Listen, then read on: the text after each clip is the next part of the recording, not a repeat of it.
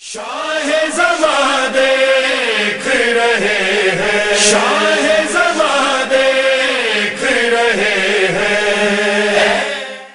لیکن اگر خدا نہ خواستہ دشمن باہر سے آ کے کسی ذاکر کو، خطیب کو، کسی کو خرید لے اور وہ آپ ہی کے پیسوں سے، آپ ہی کے ممبر سے، آپ ہی کے نام سے، امام کے نام سے لوگوں کو گمراہ کرنے لگے، تو اس سے بڑا نقصان اور کسی قوم کا کوئی نہیں ہو سکتا۔ آج تشیع کو دو طرح کے مقابلے ہیں، ایک خارجی دشمن جو باہر سے داعش کی شکل میں آتا ہے، طالبان بے انتہا ہے، موجود ہے، مجھے نام نہیں لینا، ان کا مقابلہ اتنا سخت نہیں ہے۔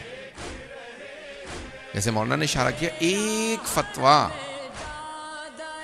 دو مراجوں نے، ایک نے عراق کے اندر اطلس ثانی نے ایک فتویٰ دیا۔ میں اس وقت جون کے مہینے میں وہیں عراق میں کربلا میں تھا، جب کربلا کے نماز جمعہ سے اعلان کیا کہ آغا ثانی نے فتویٰ دیا کہ ہر گھر سے ایک آدمی آئے حرم امام حسن علیہ السلام کے دفاع کے لیے۔ اسی نماز جمعہ کے بعد 4 لاکھ افراد نے اپنے نام لکھوائے تھے۔ میں وہیں تھا، اور 2 دن کے اندر کتنے ملین لوگوں نے اپنا نام لکھوا دیا تھا۔ اور آیت اللہ خامنہئی نے شام میں باقاعدہ فوج بھیجی، مقابلہ کیا۔ آپ جانتے ہیں شروع کے اندر کیا لوگ کہتے تھے؟ خود شیعہ کہتے تھے آقا خامنہئی سے کہ یہ غلطی ہے، ہمیں لڑنا نہیں چاہیے شام میں۔ انہوں نے دیکھیں قذافی کی حکومت گرا دی، انہوں نے ساری حکومتیں گر گئی ہیں، شام کی حکومت بشار کی بھی گر جائے گی، ہم حماقت کر رہے ہیں، ہم یہاں لڑ رہے ہیں۔ تو اس وقت ایک جملہ کہا تھا انہوں نے کہا تھا کہ یہ بشار اپنی نہیں ہماری جنگ لڑ رہا ہے، یہ ہمارے حرم ہے، ٹارگٹ ہم ہیں، شیعہ ہیں، یہ ٹارگٹ نہیں ہے۔ میں اپنے بھائیوں سے کہوں گا، اب یہ ہے خارجی دشمن۔ داخلی دشمن کیا کرے گا؟ وہ کبھی نہیں کہے گا کہ میں آپ کا دشمن، جیسے مولانا نے بھی اشارہ کیا، وہ ہمیشہ کہے گا میں آپ کا اپنا ہوں۔ 2 مولانا نے اشارہ کیا، میں بھی انہیں 2 باتوں کی طرف اشارہ کروں گا، کیونکہ آج یہ دشمن کا پلان ان کے اپنے لوگوں نے آؤٹ کر دیا۔ ایک ہے عزاداری، دوسرا مرجعیت۔ کیا کریں گے؟ ضرورت نہیں ہے عزاداری کی، کربلا جانے کی کیا ضرورت ہے؟ اس میلہ لگانے کی کیا ضرورت ہے؟ مرجعیت 2 طرح کے لوگ آئیں گے، ہر آدمی کہے گا میں بھی مر جاؤں، میں بھی مر جاؤں، میں بھی مر جاؤں۔ اور دوسرے طرح کے لوگ آئیں گے جو کہیں گے اصل مرجعیت ہے ہی نہیں، دونوں داخلی دشمن۔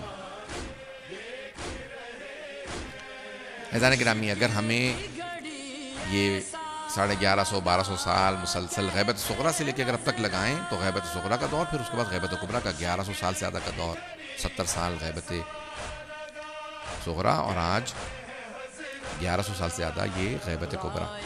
اس میں اگر یہ مرجعیت نہ ہوتی تو تشیع ختم ہو جاتا۔ میں زیادہ اس پہ وقت نہیں لینا چاہتا، میں صرف ایک بات کی طرف اشارہ کروں گا کہ سب سے زیادہ خطرناک جو دشمن ہوتا ہے وہ ہے داخلی دشمن، جو یہ کہے میں آپ کا اپنا ہوں لیکن بات دشمنوں کی کرے، ایجنڈا دشمنوں کا رن کر رہا۔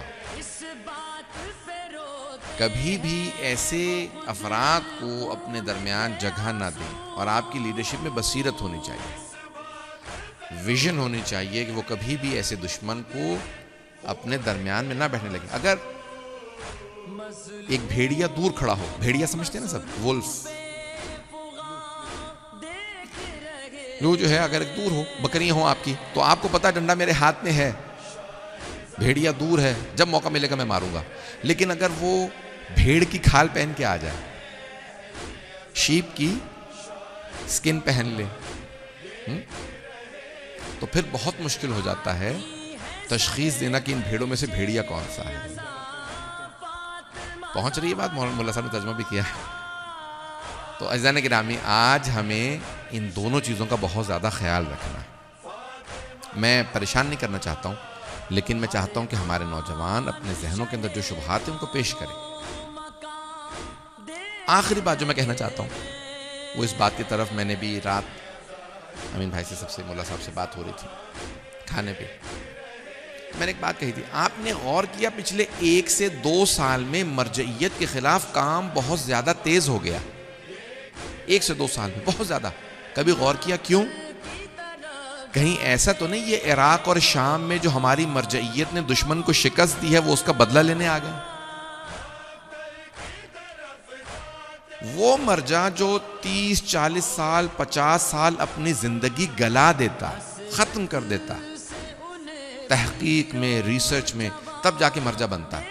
اگر شیعہ نوجوان اسی کو امامت کا، عزاداری کا دشمن سمجھنے لگے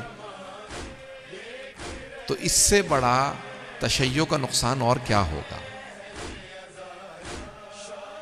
جس نے 50 سال لگائے ہوں تحقیق کرنے میں، دین کو سیکھنے میں، دین کو سکھانے میں، اگر ہمارا نوجوان سمجھ رہا ہو کہ نہیں یہ مرجع نہیں ہے، یہ دشمن ہے، اس کا مطلب ہے دشمن کامیاب ہو رہا ہے. دشمن وہاں کامیاب ہوتا ہے جب وہ ہمارے خلاف پروپیگنڈا کرے اور وہ ہمارے اپنے لوگ ماننے لگے.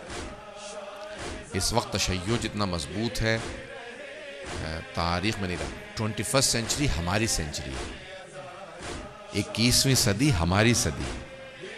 آج پوری دنیا میں تشیع اس وقت سوشل میڈیا پہ موجود ہے، گلوبل میڈیا پہ موجود ہے، الیکٹرانکل میڈیا پہ موجود ہے. ہمیں ہمیشہ دبایا گیا، لیکن آج ہم ہر جگہ اپنی آواز بلند کر رہے ہیں. آج ہر آدمی کہہ رہا ہے کہ کوئی شیعہ ہے، ہر آدمی جانتا ہے کہ کوئی مرجع تقلید ہے، ہر آدمی جاننا چاہتا ہے. اس کا مطلب ہے کہ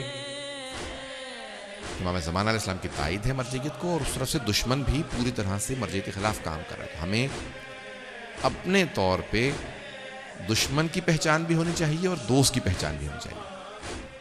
میں اسی پہ ختم کر رہا ہوں. دوست کی پہچان اور دشمن کی پہچان. کبھی اپنے دوست کو کوئی دشمن سمجھنے لگے اس سے بڑا کوئی احمق و بیوقوف نہیں ہو سکتا. اور جو اپنے دشمن کو دوست سمجھنے لگے اس سے بھی بڑا کوئی بیوقوف نہیں ہو سکتا. تو اس لیے ہمیں دوست اور دشمن کی شناخت کی ضرورت ہے، ریکگنیشن کی ضرورت ہے.